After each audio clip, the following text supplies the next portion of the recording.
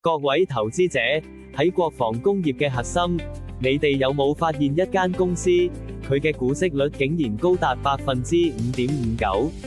今日，我哋將深入剖析天齊鋰業，股票代碼9696HK。呢個係咪一個你唔可以錯過嘅戰略性投資黃金機會？特別係喺佢作為國防電池關鍵材料供應商嘅背景下。天齊鋰業，呢個全球鋰業巨頭，佢嘅業務遍佈全球，為電動車儲能系統提供不可或缺嘅鋰材料。但係，佢嘅戰略價值遠超你想象，特別喺國防領域，發揮住關鍵作用。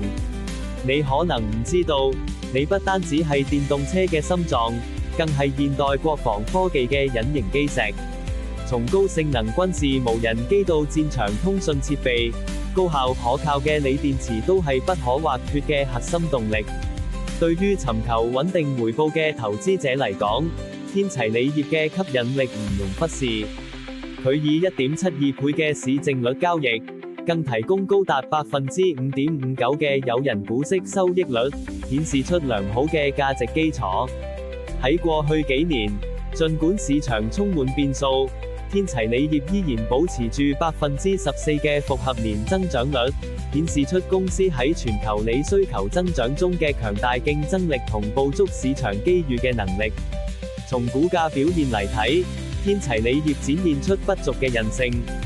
當前股價企穩喺50日同200日移動平均線之上，表明市場對其未來前景保持樂觀情緒，呈現積極向上嘅勢頭。然而，投資者必須留意公司財務報告中嘅一些警示信號。